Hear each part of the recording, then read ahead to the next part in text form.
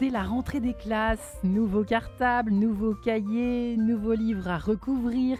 Le rituel d'une rentrée entame chaque année une nouvelle aventure, de nouveaux camarades, de nouveaux professeurs, de nouvelles matières, etc. Alors après l'école, le collège, puis le lycée, puis les études, viennent le temps d'entrer dans le non moins cruel monde du travail, avec tous ces codes plus ou moins verbaux, ces futurs collègues, la nouvelle mission qui nous attend, aussi grisant qu'inquiétant peut-être pour vous, auditeurs qui vous apprêtez à quitter votre entreprise pour une autre. Comment mettre toutes les chances de son côté dans un nouveau job? C'est la question du jour dans cette émission que nous allons attaquer tout de suite. Et j'ai la joie pour en parler de recevoir donc mes deux invités du jour. Sophie Muffang, bonjour Sophie. Bonjour Marie-Ange. Ravie de vous recevoir en cette semaine donc de rentrée, on peut le dire, spécialiste de l'empowerment des talents. Vous avez fondé le cabinet de coaching SMC au Carré Accélérateur de Leadership. Vous êtes également exécutive coach et praticienne MBTI. Vous accompagnez les managers, les dirigeants dans leur évolution professionnelle. Et donc, vous avez écrit 100 outils pour réussir dans votre job, prise de poste, évolution, leadership, de quoi anticiper dans sa vie professionnelle, le coup d'avance pour faire la différence. Dieu sait que c'est précieux pour opérer, par exemple, ce genre de virage plus ou moins à 180 degrés, peut-être un peu moins parfois, mais en tout cas, ça peut servir aux éditions ESF Sciences Humaines, tout plein d'exercices de conseils que vous venez donc de compiler aux éditions ESF. Et puis, Quentin Toussard, bonjour Quentin. Bonjour Marie-Ange. Bienvenue dans cette émission. Merci. Vous êtes entrepreneur dans l'innovation numérique. Et de votre côté, vous avez donc coécrit cet ouvrage avec Dominique Vian, Partir de soi en gras pour changer le monde à son échelle avec les méthodes effectuales. Un mot qui peut paraître un peu barbare, mais que vous nous expliquerez, j'imagine et j'espère, en ce début d'émission. Un kit de survie en temps d'incertitude que vous avez donc écrit aux éditions Kindle. On peut le dire aussi aux éditions Kindle Oui, ou c'est pas? ça, c'est en auto-édition sur hein. Amazon, donc disponible Voilà, en qui vient de Kindle. sortir en tout cas. C'est ça, il y a quelques semaines. Alors, si vous avez écrit ceci et cela, madames et messieurs, Sophie Muffang et Quentin Toussard, c'est qu'il y a bien une raison. Peut-être, j'en veux pour preuve cette enquête LinkedIn, qui faite auprès de 2000 personnes, qui prouve que 53% des actifs français comptent changer d'emploi cette année. Alors, je n'ai pas été regardée, je vous avoue, si c'était plus ou moins que les années précédentes, mais je pense que c'est un indicateur, en tout cas, d'une tendance, Sophie Muffang, pour commencer. Oui, c'est un indicateur intéressant et ce dont je me réjouis parce que 53% de personnes qui souhaitent évoluer professionnellement, ça signifie à la fois qu'elles se projettent dans un univers professionnel différent et aussi qu'elles ont envie d'évoluer, envie de grandir et tout ce qui est dépassement de soi, tout ce qui est développement, je trouve que c'est absolument passionnant. Sauf qu'on sait bien aujourd'hui qu'on les nomme, hein, d'ailleurs on les met presque dans des sortes de cases, enfin peut-être est-ce pour mieux les comprendre, les générations. Donc vous avez X, Y, Z, millennials, etc. etc. Et peut-être n'est-ce pas, ne sont pas, je ne sais pas si on peut dire cela comme ça, les mêmes motifs qui nous conduisent à vouloir changer de job et carrément à changer de job, à changer de voie, à se réorienter, à se reconvertir, un mot très à la mode aussi, Quentin Toussard. Hein, n'est-ce pas? Bien sûr. Alors, cette enquête, Oui. effectivement, elle est très intéressante. 53% des gens qui veulent changer de job, mais moi, ce que je les invite à faire, c'est effectivement passer le cap et être dans cette logique de transformation, puisque nous, notre livre, finalement, il invite à transformer son environnement. Ouais. Et on a justement structuré souvent 3 étapes qui sont d'abord reconnaître l'inconfort. Si on veut changer quelque chose, Ouais. a priori, c'est qu'il y a un inconfort. Et ce qu'on invite à faire, c'est de reconnaître cet inconfort, ce qui n'est pas toujours évident. Et déjà, s'il y a 53% des gens qui veulent changer de job, c'est qu'ils Il y a une reconnaissent. forme d'inconfort quelque part. Et ils la reconnaissent. Financier, Ça, après, le effectivement. sens, c'est ça qu'on voit souvent, l'un et l'autre. Hein. Alors oui, effectivement, cette phase d'inconfort, Pardon, je reviens à vous après, oui. Quentin. j'y souscris totalement parce que ça veut dire qu'il y a quelque part une envie d'évolution ou un mécontentement. Ceci dit, ce que je trouve très important aussi, c'est qu'on ne change pas pour changer, ou le changement n'est pas une fuite. Et c'est important que ce changement soit positif et mette dans une dynamique vertueuse. Et à cela, j'ajouterais donc un objectif personnel de développement qui soit spécifique. Ça peut être vouloir manager, ça peut être vouloir gagner en qualité de vie, ça peut être vouloir acquérir de nouvelles compétences. Ouais. Et c'est cela que j'ajouterais finalement à ce que tu dis, Quentin. Et j'enchaîne en Et fait. se tutoie, Oui. ces deux-là, non Ah mais bah, oh. on C'est s'est- parfait, On s'est on parlé aime 5 bien. minutes avant. Hein. Quentin. Et en fait, je voulais enchaîner avec la deuxième étape qui est du coup voir pour agir. C'est-à-dire Alors. d'abord, on reconnaît l'inconfort sans savoir forcément, tu parlais de pourquoi on veut changer. Oui. Mais on ne sait pas forcément pourquoi un inconfort, on n'a pas forcément les mots, on n'a pas forcément la clarté. Et la deuxième étape, c'est justement voir pour agir, c'est-à-dire réussir à poser la situation et savoir effectivement qu'est-ce qu'on veut vraiment, enfin, qu'est-ce qu'on veut quitter et vers quoi on veut aller en fait. Donc, C'est important, Tout à fait. je fais exprès de ne pas réagir parce que je pense qu'il faut qu'on intègre bien cette donnée-là. hein. Donc on a vraiment, et je parlerai je peux déjà donner un mot sur la troisième étape, puisque après Allez-y. on s'arrête, c'est donc reconnaître l'inconfort, on l'a vu, voir pour agir, donc donner du sens, et ensuite agir pour transformer. Donc là, c'est là que je vais voir, effectivement, je veux changer de job, et ben, qu'est-ce qui s'offre à moi? Qu'est-ce que je peux faire? Est-ce que effectivement je fais une promotion interne? Est-ce que je monte une boîte? Est-ce que je change effectivement? Est-ce que je donne ma démission? Est-ce que j'attends de trouver un emploi? Après, voilà, on a vraiment une décomposition en 3 étapes. Mettre toutes les chances de son côté dans un nouveau job. Alors je sais que parfois je sème un peu le doute avec mes questions un petit peu vagues. On se dit est-ce qu'elle parle de avant ou de après? Alors c'est sûr qu'aujourd'hui on va essayer de s'attaquer à la phase qui suit la signature du contrat dans une entreprise ou dans une nouvelle forme de vie professionnelle. Voilà.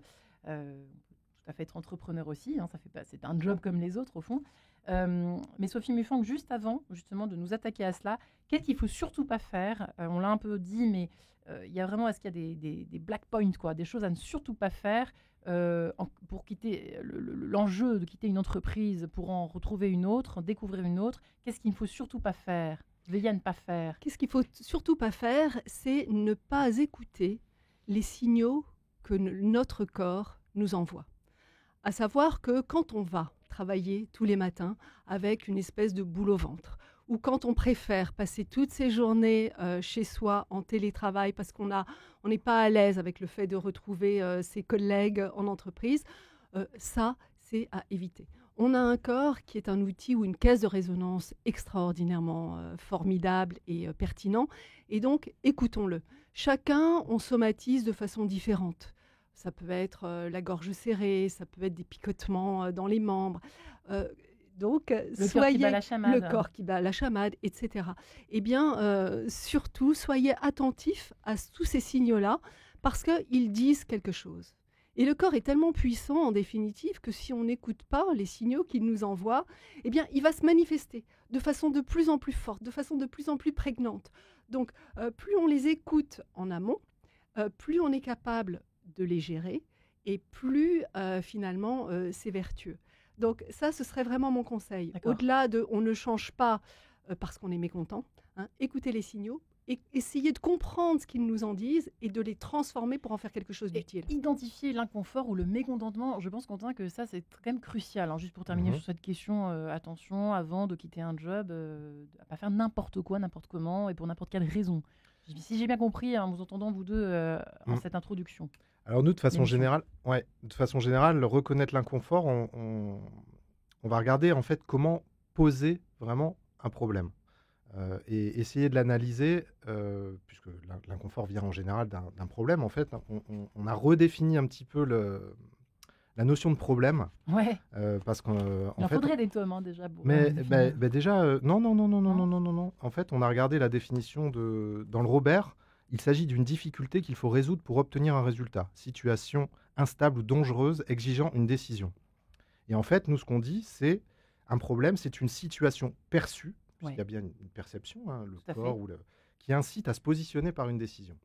Et en fait, quand on dit ça, c'est important parce qu'en fait, l'idée, c'est de ne pas introduire aussi dans la façon de poser les choses l'origine du problème ou la finalité du problème, d'essayer vraiment de regarder qu'est-ce qui se passe. Alors, j'ai mal au ventre, et d'essayer de voir qu'est-ce qui génère ça. Voilà, c'est ça. Vraiment, mais de poser, voilà, je peux être, par exemple, j'en peux plus de mon boss, je le supporte plus. Ça, c'est un problème. Donc vraiment, essayer de poser le problème Ça va peut-être se manifester plus tard dans une autre entreprise. Et ça, le problème souvent, c'est que parfois, les problèmes humains, souvent, on dit que. Hein. Bon, Alors, les ça peut problèmes revenir. humains, qui dit problèmes humains dit effectivement complexité. Ouais. Et nous, notre livre, c'est justement sur la complexité. Qui dit complexité dit incertitude.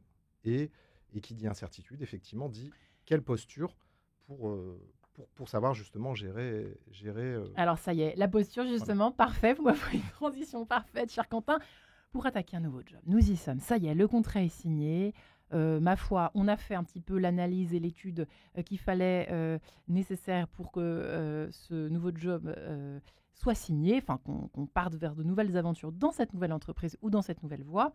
Voilà. Là, on va parler d'une entreprise, Sophie Mufang. La première chose à faire avant de mettre le pied, si vous voulez, dans faire sa rentrée d'entreprise, qu'est-ce qu'il faut faire ? Alors, Se renseigner sur ses collègues, sur son patron, se renseigner sur quoi ? Ne pas se renseigner trop ? Qu'est-ce qu'il faut faire, à votre avis ? vous avez raison, se renseigner, c'est quelque chose de très important, de très utile. Au-delà de se renseigner, ça peut être aussi prendre contact. Prendre contact avec des personnes clés avec lesquelles on va travailler, parce que ça permet de commencer à tisser un lien. D'accord. Et vous le savez, tout le monde le sait, le lien, la communication, c'est ce qui est clé partout dans la vie, mais aussi dans les entreprises. Et aujourd'hui encore plus. C'est vrai qu'il y a eu un effet avant et après Covid, et ce lien, comme il est matérialisé de façon différente aujourd'hui avec le télétravail qui intervient plusieurs fois par semaine, il est essentiel de le tisser. Et si on peut le faire en amont, c'est quelque chose qui est vraiment précieux.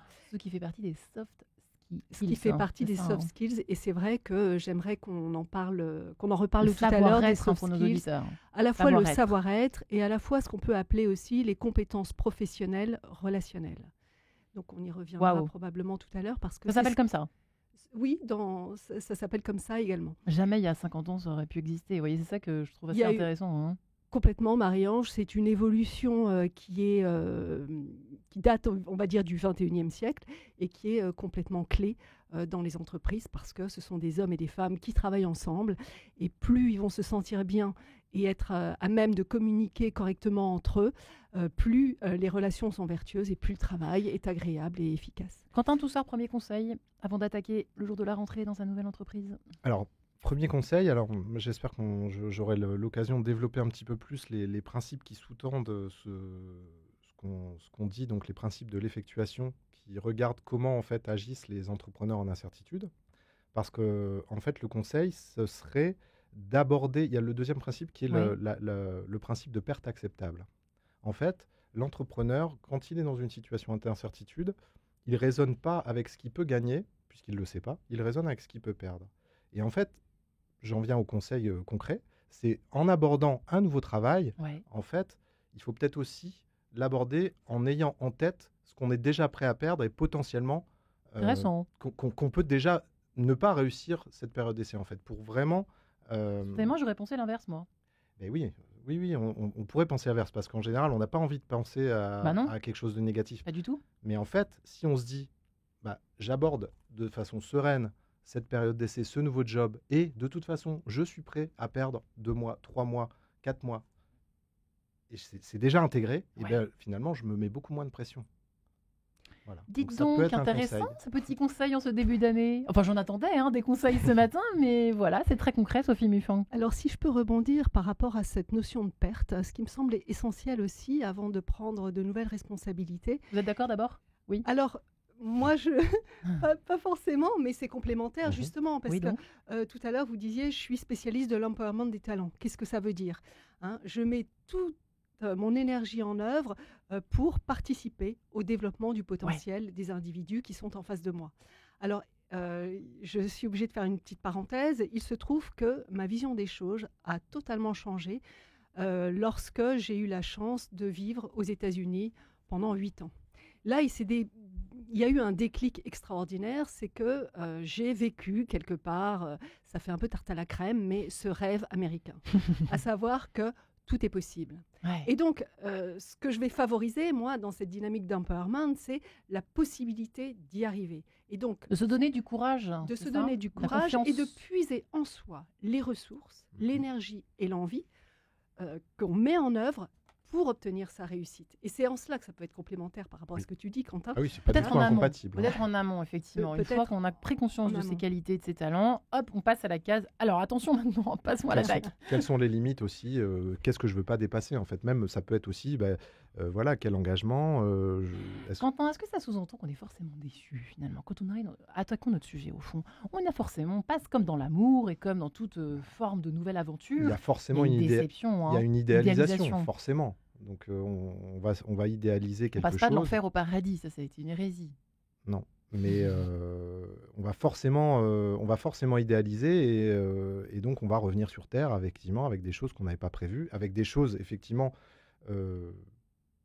alors plus, on va dire moins positives, mais Ouais. aussi des surprises en fait. Ouais. Ce qui est intéressant en fait, c'est attention justement à pas trop idéaliser parce qu'en fait l'image qu'on se fait, on va en avoir une autre, mais qui sera pas forcément moins bonne. Eh bien, C'est- écoutez, ouais. avant de revenir sur le plancher des vaches avec vous, et on a hâte d'en savoir plus justement sur ce point précis, je vous propose de nous envoler avec Frédéric Chopin et sa valse numéro 6. Eh bien, À tout de suite. allons valser. Allons valser. On va valser encore des heures avec Frédéric Chopin, valse numéro 6. Alors nous parlons des chances à mettre de son côté dans un nouveau job. On en parle avec nos deux invités du jour, Sophie Mufang, qui fait plein de choses, mais qui est notamment coach SMC au carré accélérateur de leadership, qui accompagne des managers, des dirigeants dans leur évolution professionnelle. Elle a écrit cet ouvrage, Prise de poste, évolution, leadership sans outils pour réussir dans son job, le coup d'avance pour faire la différence aux éditions OSF. De quoi s'armer, j'ai envie de dire, avant d'attaquer un nouveau job dans une nouvelle entreprise. Et oui, le nouveau fait toujours peur, c'est pour ça que j'ai commencé l'émission, j'ai entamé mon introduction en parlant de la rentrée des classes. Ça nous fait toujours ce petit effet. Des nouveaux cartables, des odeurs de nouvelles classes. Bref, je m'arrête là. Quentin Toussard est également avec nous, entrepreneur dans l'innovation numérique, qui a coécrit de son côté avec Dominique Vian, Effectual Impact, partir de soi pour entreprendre, changer le monde à son échelle avec les méthodes effectuales chez Kindle Script, disponible sur Amazon. Effectivement, vous disiez qu'il faut se mettre, alors ça, Quentin Toussard. J'ai presque envie de vous applaudir des quatre palmes, puisque c'est quelque chose qui est à appliquer, qui serait à appliquer de façon presque obligatoire dans tous les domaines de notre existence. L'amour, l'éducation et au travail, on sait à quel point c'est important, mais difficile de se mettre à disposition de la surprise, en tout cas de se mettre à disposition du changement et de se mettre à disposition de tout ce qui peut nous arriver, mais de façon positive. C'est pas si simple que ça, en fait. Non, tout à fait. Alors, traditionnellement, on a été tous éduqués à être dans un monde de prévisible. Ouais. Et dans un monde prévisible, qu'est-ce qu'on fait? On définit un objectif d'abord, et ensuite on définit des moyens pour y arriver. Des moyens qui en général. Vous avez sont un exemple ou pas? Par exemple, pour construire des une enfants? maison, Oui. n'importe quoi. On définit un objectif. Alors, ça peut être je vais faire une entreprise et 1 million de chiffre d'affaires dans le BTP. Ouais. Ça, c'est un objectif. Et Sauf ensuite, que sauf que quand on sait qu'il y a un marché, quand on sait qu'on a tous les éléments disponibles, on peut y arriver. Sauf que dans un contexte d'incertitude, et ben ça, souvent les plans volent en éclats. Sauf qu'on applique encore cette façon de raisonner. Et ce qu'on dit, c'est d'adopter donc la posture justement de l'entrepreneur qui, lui, en fait, au lieu de partir de la finalité de l'objectif, il se dit qu'est-ce que j'ai aujourd'hui?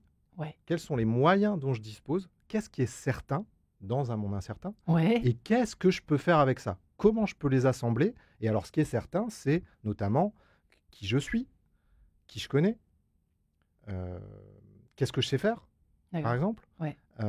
Et ça va servir de but. Et ensuite, je vais dire je vais définir les objectifs à partir des moyens que j'ai et pas à partir forcément des choses. Des cordes à mon arc, c'est un Voilà, peu ça c'est que vous ça. voulez dire. Tout à fait. Et ensuite, on va passer à l'affrontement des éléments. Voilà, et c'est là qu'on Des va obstacles. rencontrer effectivement des surprises. Et l'idée, c'est de toujours progresser vers Ouais. son objectif et toujours d'être dans... Se rappeler. Voilà, et que de nous pas sommes- forcément être dans l'idéal, dans la perfection, mais dans la progression. Et c'est en ça que c'est positif.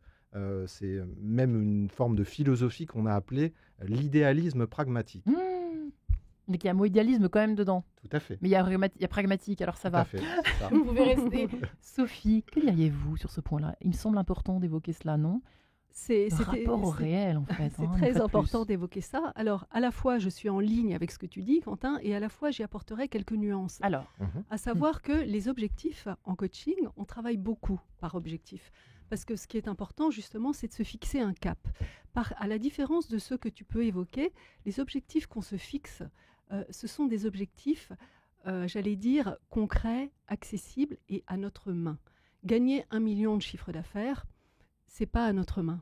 Par contre, ce qui va être à notre main, c'est de déterminer un certain nombre d'actions qui permettent d'y conduire. Mhm. Donc, se constituer un nombre important de contacts clients, faire des démarches régulières par semaine, faire sa plaquette, etc. Donc, toutes ces actions qui permettent d'y arriver. Et ça me semble vraiment très important, finalement, d'évoquer cette démarche qui, en définitive, si j'écoute ce qui se passe derrière tes mots, ça se rejoint en partie. Oui, oui, tout à fait. Mais- L'idée, c'est pas de ne mais- pas se fixer d'objectifs. Hein. C'est vraiment de faire attention.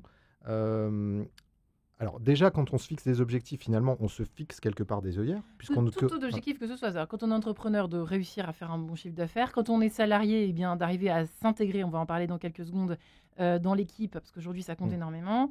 Et à la fois à remplir une mission, par exemple, qui a du sens, ou par exemple, trouver plus de sens que dans le job d'avant, etc., etc. À gagner peut-être plus d'argent, mais alors à quel prix, tout ça. C'est ça. Et en fait, ces œillères, en fait, alors, on n'est pas en train de dire, c'est une posture qu'on peut avoir. On peut avoir ces deux postures, hein, la posture donc causale et effectuelle.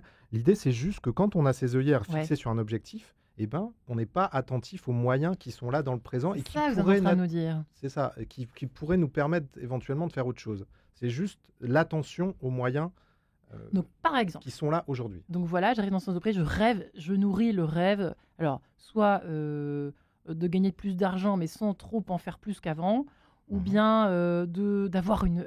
je pense, je suis persuadée que depuis le Covid, ça rentre en ligne de compte, d'avoir des collègues de nouer des relations 7 fois, j'y arriverai, je ferai bien en œuvre dès le départ, le job à la machine à café, etc., pour que ça se passe bien avec mes collègues. Et puis en fait, ça se passera pas forcément aussi bien que prévu.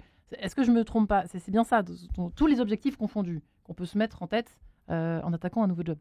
Bah oui, il faut faire attention. En tout cas, il faut avoir conscience que ces objectifs, ils peuvent nous mettre des œillères Ouais. et il faut faire attention à voir si on a bien les moyens de les réaliser. Et oui, par rapport à avant, Sophie Mufang, effectivement, on peut reproduire aussi les mêmes erreurs en changeant de job, n'est-ce pas? Hein? On peut reproduire les mêmes erreurs. C'est la raison pour laquelle ce que je préconise quand on quitte un job, c'est aussi de faire le deuil du job précédent.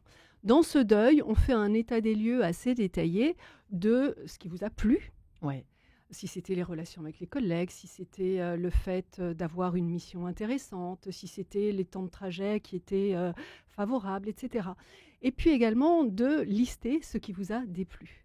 Et le fait de faire cet état des lieux, ce petit deuil, il est essentiel parce qu'il va vous permettre de focaliser votre attention sur des axes de développement et des axes qui vont vous permettre de vous épanouir mieux et davantage dans le job d'après. Après ça, quand vous arrivez dans votre nouveau job, ce qui est essentiel pour bien comprendre la culture dans laquelle votre entreprise est bercée, c'est d'être dans une phase d'observation. Et c'est comme si vous étiez un radar qui observe tous azimuts ce qui se passe autour de vous, à la fois ce qui se dit, à la fois ce qui ne se dit pas, et qui est culturellement important. D'accord. À la fois la façon dont les personnes s'approprient les horaires, les responsabilités, les prises de décision. Ouais. Plus vous allez observer, plus vous allez être à même de vous adapter de façon sereine et rapide. On déjeune avec les autres ou pas? Alors, on déjeune avec les autres, c'est important, ou on prend un café, ou on fait un after-work. Mais le plus vous allez au contact des autres, plus vous allez être identifié comme le nouvel arrivant. On va savoir quelle est votre mission, comment vous fonctionnez. Et En ça, France, c'est très important. En France, en France, c'est très important parce que ce sont les premières bases de la confiance. Ouais, Et sans confiance, il est extrêmement difficile de travailler avec les autres. ouais. Confiance, communication, ce sont des fondamentaux. Mm. Et ce que je préconise aussi, quand vous faites toutes ces observations, c'est de rédiger en parallèle, sur votre téléphone ou alors en prenant des notes sur un carnet, votre rapport d'étonnement. Le rapport d'étonnement, c'est tout ce qui vous surprend de façon positive ou négative, toutes vos découvertes dans fois ce que vous êtes à nouvel ce nouveau environnement, poste, ouais. quand vous êtes dans ce nouveau poste, et qui est différent, par exemple, de ce qui se faisait avant. Tout simplement parce que, en partageant ça après avec votre manager ou votre RH, ça permet d'apporter du sang neuf. Ça permet de montrer quelles sont les limites sur lesquelles vous voulez travailler.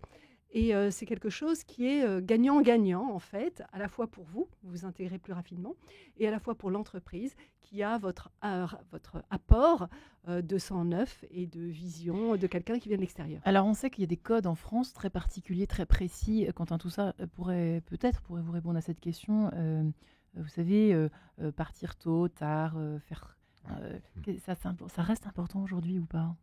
Alors- Ces codes-là, vous savez, avec les horaires. Alors, bien sûr, on arrive donc effectivement dans un environnement qu'on connaît ou dont on se fait une image. Ouais.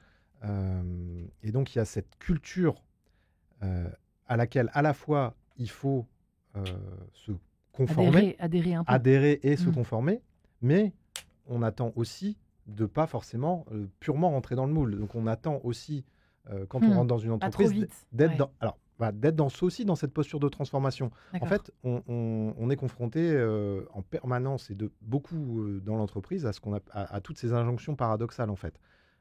Il faut, par exemple, être créatif, mais respecter les règles. Il faut savoir déconnecter, mais rester quand même disponible. Donc, on est un peu là-dedans aussi. Il faut découvrir cette culture, s'y conformer, mais en même temps, il faut exprimer son identité. Il faut faire savoir Par aussi petites qui on touches. est. Alors, justement, il faut le faire progressivement et il faut, à mon avis, enfin en tout cas, un conseil utile peut être de communiquer aussi sur son identité et vraiment donc d'avoir Pas communiquer sur son... Ça veut dire qui l'on est. Faut pas trop hésiter. qui l'on est. Et effectivement, nous, on a un chapitre qui est dédié à une méthode qui s'appelle ISMA Talent qui permet de définir sa surcapacité, justement. Sans écraser les autres, sans faire peur aux autres, c'est ça, hein. Alors déjà, c'est connaître son identité, connaître un petit peu sa zone de génie, etc. Et ensuite, Zone de génie, j'aime oui, bien. c'est communiquer dessus déjà, expliquer Je suis génial. Alors pourquoi? Voilà. Mais non, mais c'est quelle est ma... Mais non, J'aime beaucoup. mais c'est Ça fait du bien de reconnaître vous entendre, oui, Quentin. non, mais c'est reconnaître qu'on a des aptitudes particulières valorisables et qu'on est là aussi pour les apporter dans l'entreprise. Et donc, il faut aussi communiquer dessus. L'idée, c'est pas de dire effectivement, c'est moi le plus beau, c'est moi le plus fort. L'idée, c'est de dire, voilà, j'ai... de par mon parcours, j'ai... C'est rassurant pour les autres. Bien sûr. Alors, Sophie, je compléterai parce que je suis cette totalement idée-là. dans cette lignée. C'est un travail En France, sur... pourtant, ça passe mal quand on le dit comme ça, de faire... Moi, je Oh, trouve il ça- me semble pas. C'est de plus en ouais. plus, les gens sont de plus en plus à l'écoute par rapport à ça. Il y a un énorme travail, notamment depuis le Covid, qui a été fait sur la singularité. Et moi, je suis adepte d'un concept que j'ai créé et que je prône, le TDA. Affirmer votre totalement différent des autres. Autrement dit, revendiquer votre valeur ajoutée personnelle, parce que ce qui fait la richesse d'une entreprise, c'est toutes ces singularités, tous ces talents mis en commun Ouais. et toute cette diversité de talents. Hein, il ne s'agit pas de Pas cloner, être un mouton, quoi. il ne s'agit pas d'être un mouton, il ne s'agit pas de se cloner, mais il s'agit au contraire de mettre en lien, en valeur, toutes ces différences qui sont un levier d'efficacité, de performance et de confort qui est colossal.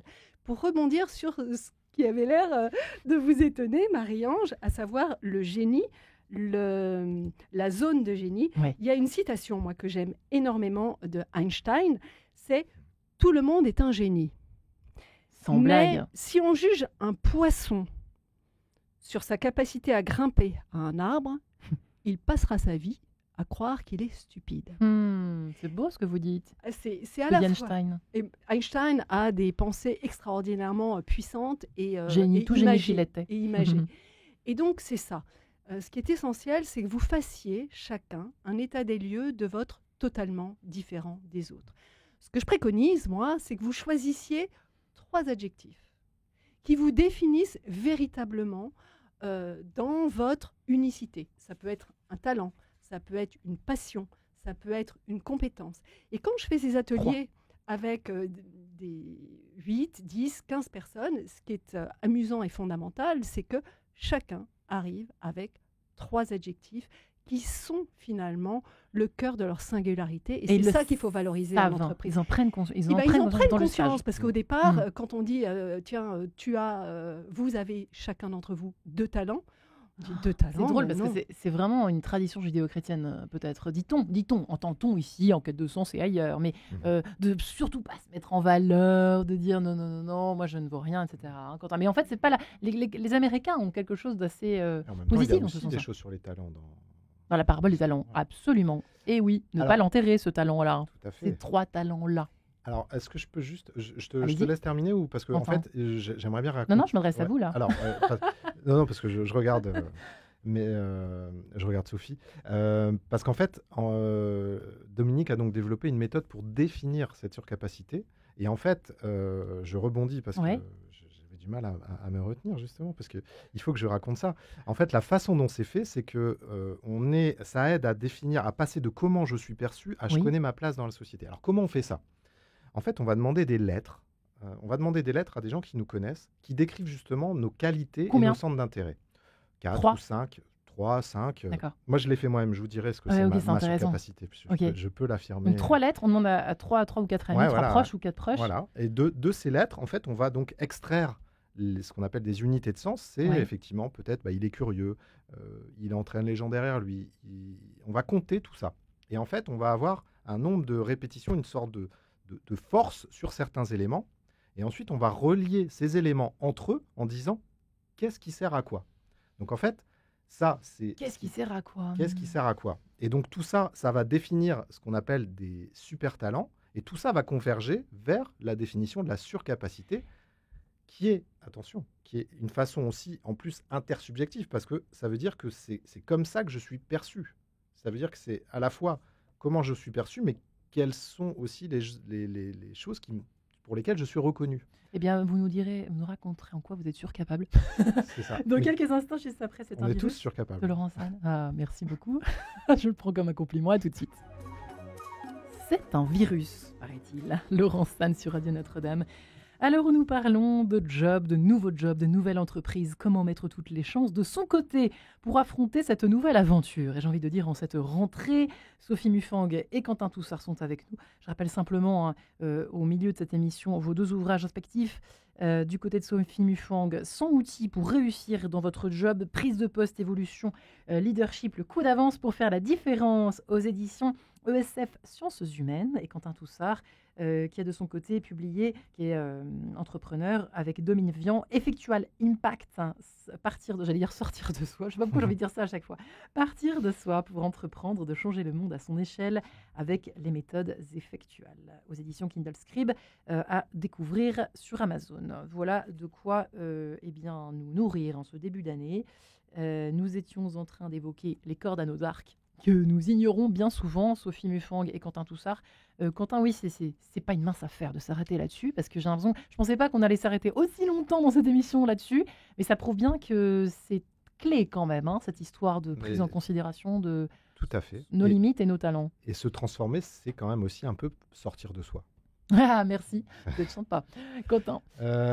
Alors oui, je disais, je pouvais partager ma surcapacité. Alors, quant à votre surcapacité. Alors, en fait, il y a tout un travail de traitement des lettres. Et en fait, moi, ce qui est ressorti de ma surcapacité... Donc, vous avez demandé à 3 amis pour qu'on sache un petit peu. J'ai demandé à... j'ai eu 4 ou 5 lettres, je pense. D'accord. D'amis. D'amis ou de gens avec qui je travaillais. D'accord. Intéressant.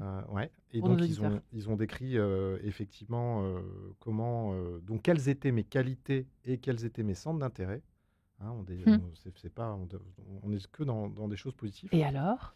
Et alors, ce qui en est sorti, donc, c'est donc une liste de super talents. Donc là, je ne l'ai pas forcément en tête, mais ces super talents, ils convergent vers une formulation qu'on a définie comme ça. Comprendre ce qui se passe autour de moi pour changer les façons de voir habituelles et concrétiser des possibilités. Qu'est-ce qui vous a surpris dans les lettres? Vous vous souvenez, la chose qui vous a le plus surpris? Non, I. Sur les surcapacités, sur les qualités, il y a un talent, vous vous dites, tiens, ça, je l'aurais pas pensé, je l'aurais pas imaginé, je l'aurais pas... Non? Individuellement, ils m'ont pas. C'était par exemple la curiosité, c'était le fait d'entraîner les gens derrière moi, c'était de s'engouffrer dans des choses, c'était de vouloir tout comprendre. Intéressant. Donc, individuellement, je les avais, mais c'est la synthèse et la mise en justement en lien. La verbalisation, quoi, aussi. Hein. Alors la verbalisation et le fait de les mettre tous et de dire tiens, si je mets tout ça, c'est un peu tous ces super pouvoirs, qu'est-ce qu'ils me permettent de faire? Et donc ils me permettent de potentiellement faire ça. Et ça, c'est encore une façon. Comment dire vous appuyer, c'est pour ça que vous disiez cela tout à l'heure en antenne. Ça va servir à me dire, ok, alors en tant qu'entrepreneur, mais aussi en tant que salarié, ça va permettre de dire, attention, donc ça fait partie de mon identité, et quand il y a une opportunité, je peux vérifier que, attention, est-ce que ma surcapacité, elle est bien en lien avec ce qu'on me demande, par exemple? Est-ce qu'il n'y a pas un problème, justement, est-ce que je suis en mesure de l'exprimer pleinement aussi, cette surcapacité? Et donc, peut-être que je peux me rendre compte aussi qu'il y a des donc, ça aide effectivement à l'expliquer et ça aide aussi à potentiellement communiquer sur des choses en disant, voilà, là, il y a un contexte qui fait que j'y arrive pas ou que j'ai pas les éléments qu'il faudrait. Et donc, je peux dire aussi, si c'est une opportunité, bah non, je fais pas ça, je rentre pas dans ce projet, par exemple. Je rentre dans un nouveau travail, on me propose un projet. Commencer l'histoire des lettres. Peut-être une fois qu'on se pose des questions sur un job qui nous ennuie ou on tourne en rond, on n'a pas évoqué l'ennui encore, mais il y a beaucoup, il paraît, depuis le Covid, de Français qui songent à changer de travail à cause de l'ennui. Que génère ce travail, Sophie? En tout cas, pardonnez-moi, je parle dans tous les sens. Je peux juste faire un petit flashback par rapport au talent, vous permettez, Marie-Ange? J'aimerais vous inviter à faire un exercice, ainsi que les auditeurs de l'émission, à savoir que ce qui est compliqué dans les talents, c'est que en général, c'est quelque chose qui est inné et qui est ignoré de vous et qui est admiré par les autres. Donc ces trois aspects, pour le déceler, les talents, ils sont importants. Inné, ignoré de vous et admiré par les autres. Et donc, tout à l'heure, on en parlait hors antenne, Marie-Ange, à savoir que vous me disiez, on me dit souvent que je suis solaire. Ça y est, bon bah c'est balancé, c'est officiel. Eh bien, et que vous aviez l'air... Pas avoir d'honneur pour animer cette émission. Et que vous aviez l'air d'en faire peu de cas. Eh bien, ça doit être la même chose pour bon nombre de nos auditeurs qui, chaque fois qu'on leur fait un compliment, et pour lequel ils se disent, bon, d'accord, mais ça a peu d'importance à mes yeux, c'est là. C'est là qu'il vous faut être attentif, qu'il faut faire un arrêt sur image et que ça doit être un déclic.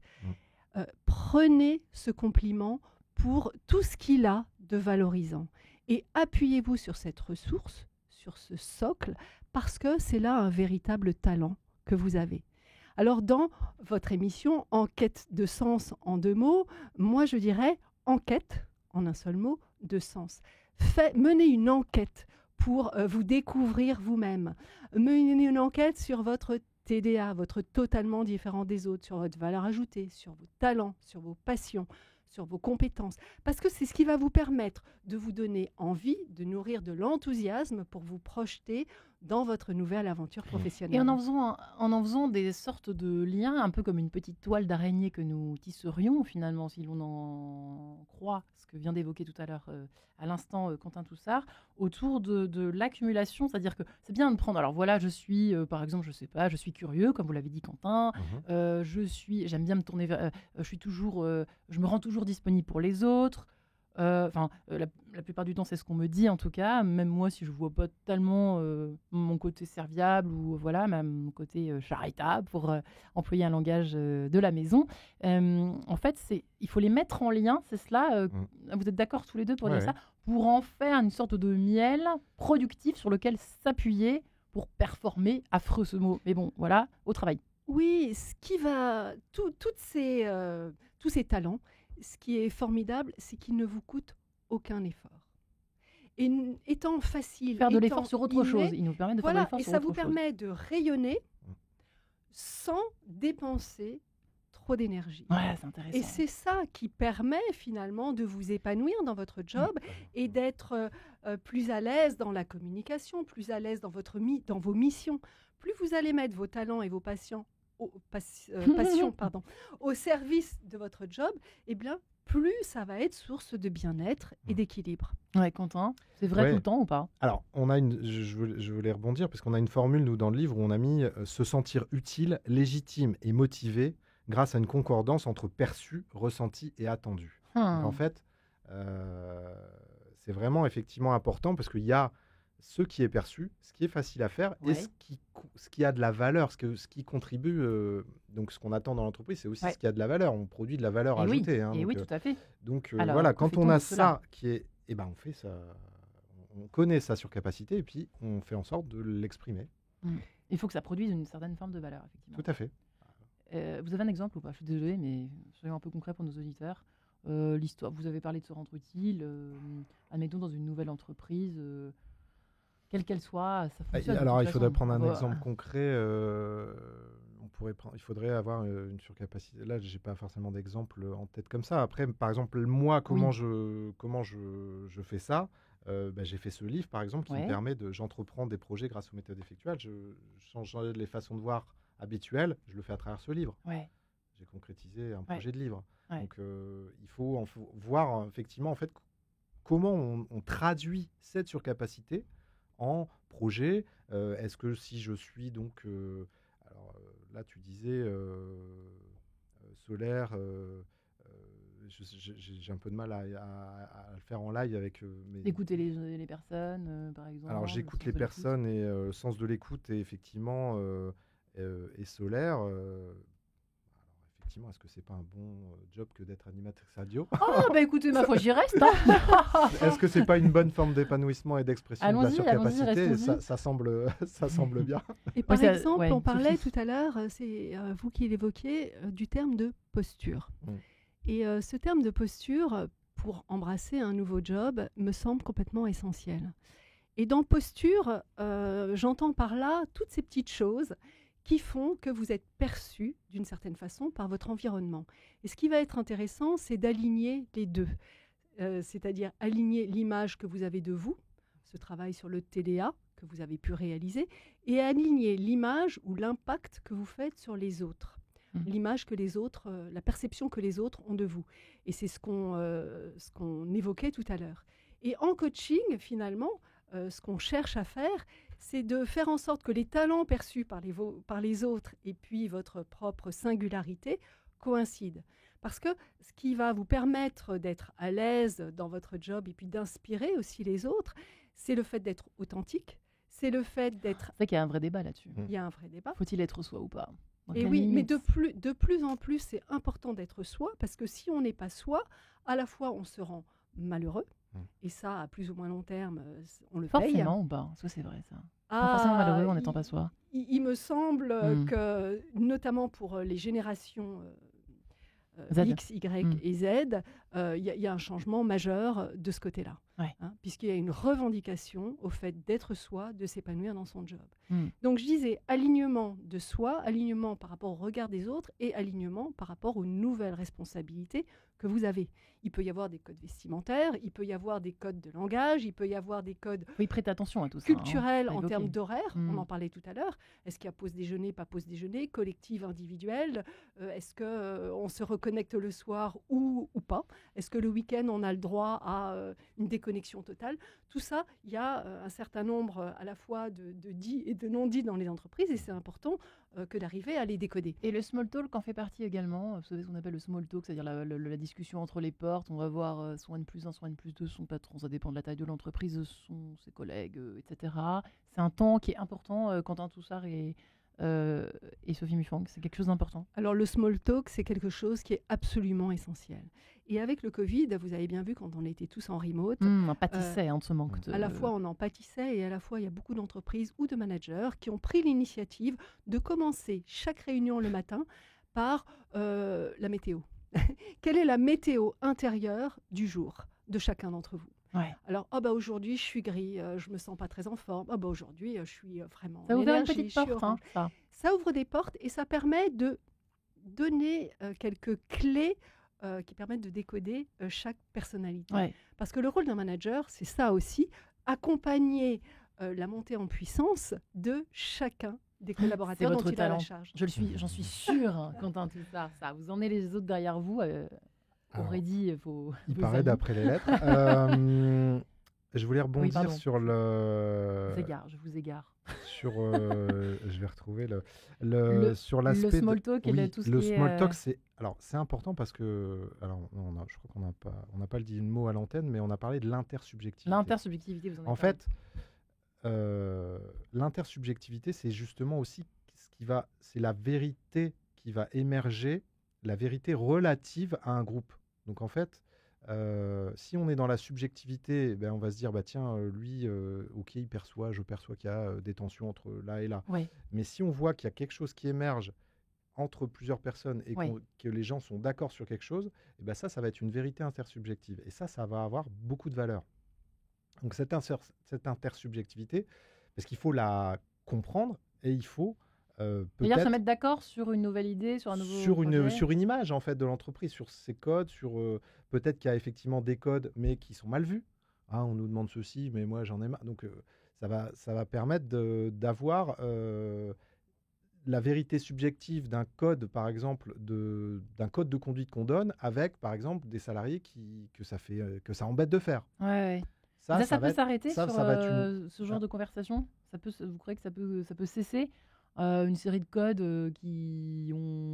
que l'on suit depuis des lustres, on va pas dire des siècles, mais de lustres, et puis tout à coup, ça peut être on une en a tous opportunité. marre et on Ça arrête. peut être une opportunité de transformation aussi pour la personne qui arrive. Tiens, elle repère on nous dit qu'il y a des codes. J'ai reçu dans mon livret d'accueil, par exemple, qu'il fallait faire ça, enfin, un tas de choses. Et puis je vois que concrètement, les gens ne le font pas. Et ça me C'est donne des intéressant, informations. l'arrivée d'une personne nouvelle dans l'entreprise, c'est C'est ça. intéressant à ce niveau-là. Tiens.